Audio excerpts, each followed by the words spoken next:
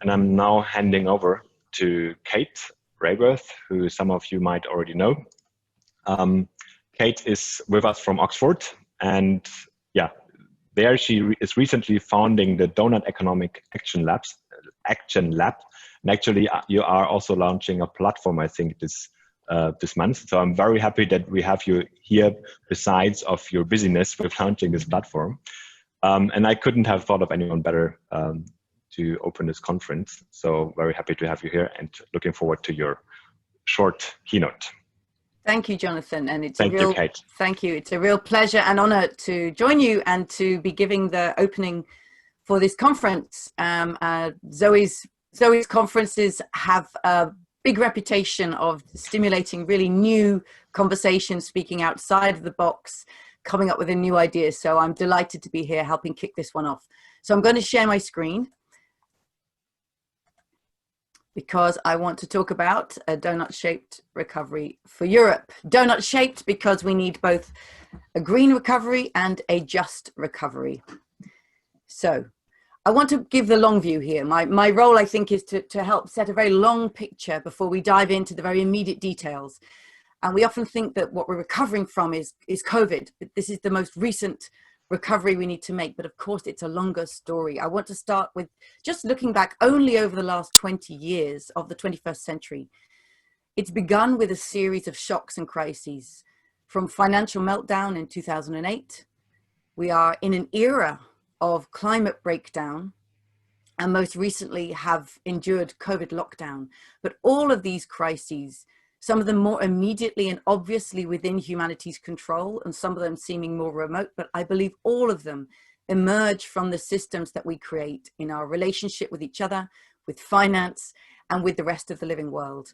And they are deeply destructive to human well-being, but they also show us how deeply interconnected we are, whether within Europe or indeed within the world, between people and with the living world.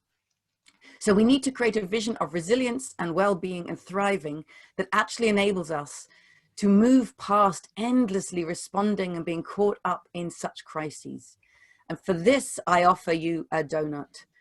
The goal is to leave nobody falling short on the essentials of life in the middle of the donut, in the hole there. And these are sourced from the Sustainable Development Goals. So all the world's governments have already agreed that all the world's people have a claim to meeting these essentials of life. Get everybody over the social foundation into the green donut. At the same time, we cannot overshoot that outer ring, that ecological ceiling, because there we put so much pressure on our life-supporting planet that we kick her out of balance. And these are the 9 planetary boundaries that have been recognized for only a decade. I mean, this is so new in humanity's understanding of how our well-being and resilience is utterly dependent upon the life-supporting systems and the stability of our planetary home. So the goal is to meet the needs of all within the means of the living planet, to live between the social foundation and the ecological ceiling in a regenerative and distributive economy. But if this is the goal, where are we now? We are here. We are in massive overshoot globally. So millions or billions of people worldwide fall short on the essentials of life without the food and water, housing, healthcare, education, income, peace, and political voice that every person has a claim to. Many of those people in that red, of course, live in the lowest income countries in the world, but we know that there's also deprivation at the heart of Europe. So it shows up there too. But at the same time, humanity is already massively overshot at least 4 of these planetary boundaries. And we need to eliminate all of the red from this image. To me, this is humanity's goal in the 21st century. It doesn't get bigger than this. This is the challenge, I sincerely believe, that our children and their children will open the history books, will open the history of politics and judge us for and remember us for, knowing that we had seen this, knowing that we understood this extraordinary imbalance, and asking, what is it that we then did when we could? So if this is the global challenge, of course, now we're focusing in on Europe. So can Europe live within the donut?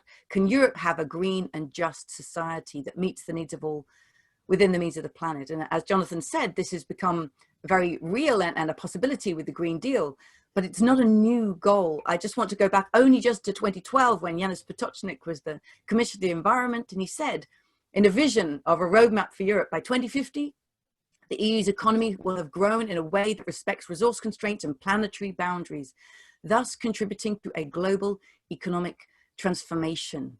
Our economy is competitive, inclusive, and provides a high standard of living with much lower environmental impacts. All resources are sustainably managed, from raw materials to energy, water, air, land, and soil. Climate change milestones have been reached, while biodiversity and the ecosystems it underpins have been protected, valued, and substantially restored. So we bring these visions again and again to ourselves. And of course, the question is, when do we find a moment, a crack opening up in history that we can actually pivot to those visions?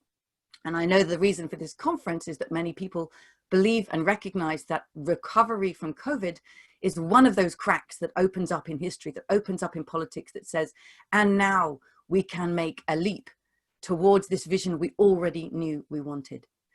But where is Europe right now? And that's not an easy picture to look at. I want to show you where Europe has been and where it would be heading if it merely followed business as usual. So Europe's own donut shows, against a global bar of social standards, Europe is doing well on a global whole, with only a little bit of shortfall in 1992. This is the present day EU 27 nations, so scaled back to 92, but already massively overshooting multiple planetary boundaries. By 2015, that had got even worse.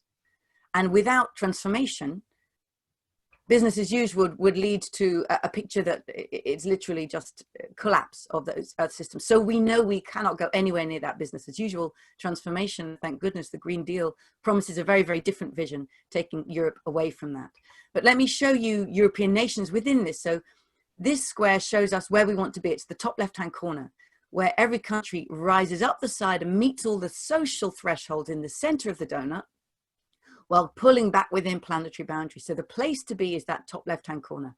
And this is 150 countries of the world. And you can see that no country is close to being there, but you can see India, China, the US, Japan, Vietnam seems to be an outlier. Now let me bring in Europe.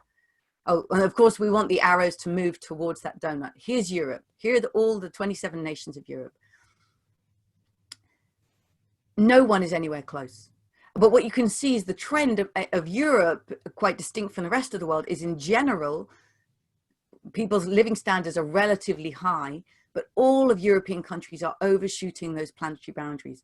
So Europe, like every country in the world, has to make an unprecedented transformation back into those planetary boundaries while increasing or sustaining high living standards. I think of this diagram as telling us that we are all developing countries now. We are all on a developmental journey to a place we've never been, but to a place that we know we all must reach, where every country can meet the needs of its people, but do so within its own share of the living planet.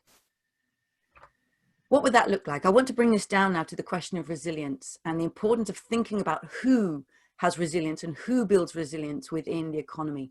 So an economy, let's remember, is not just the market. We so often jump to the market and think about ourselves as consumers or producers or in debtors or creditors in relation to finance, but that's just one segment of economic activity. There is also, of course, the state, where somebody may be acting as public servant or a resident, a voter or protester, all crucial roles that we play in relation to the state. In the household, we are parent, partner, relative, and child, providing that unpaid yet essential caring activity that keeps us well and healthy and whole. And in the commons, people step in to be volunteer, sharer, co-creator, and steward, providing those common goods and services that make a neighborhood worth living in, that make a society safe and secure and worth belonging to. And I think what COVID-19 has done is really highlighted the importance of all of these sectors.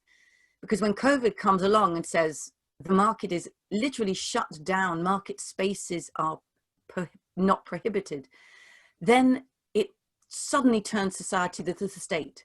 The state steps in healthcare, but also in underpinning wages and salaries, steps in and provides in a way that people would never have imagined was possible before COVID. But of course, households have to step in too and provide far more intense care. People quarantined at home, providing for loved ones in often desperate circumstances, but it becomes utterly important. And then the commons, people stepping in, whether they're running a food bank, a neighborhood service, just a neighborhood WhatsApp group, that sense of support of the community. All of these are what contribute to our resilience. And so when we think merely of the market and people think, oh, it's to be successful and resilient in the market, we have to be competitive and self-interested. This is a myth. In fact, what binds us together is the collective response, the we of humanity. And speak to many people coming out of lockdown, they'll say the one thing I want to preserve is that collective sense of society and our collective resilience that comes from caring and our well-being with each other. So let me finish by pulling back and saying, how is it that the EU can move from its current position of being both in shortfall and massive ecological overshoot? How could this recovery and response to COVID and to all the crises that we've faced help the EU pivot to being a place that thrives within planetary boundaries? How can the recovery start bringing EU within those planetary boundaries? What policies, from Gorge in Romania to every region and country, pivot away from ecological destruction towards a regenerative economy? How can the recovery ensure access to these social essentials for all, recognizing there is hunger, ill health, lack of mobility, decent housing and incomes in Europe as in the rest of the world? How can this recovery invest in those essentials? And then when we look within the economy and the actors of the economy, how can the financing that Europe is now making available ensure that it invests in building the resilience with and for all of these economic actors? I'm going to stop there, and I very much look forward to the discussion that I hope this helps open up and prompt. Thank you. So thank you, Kate,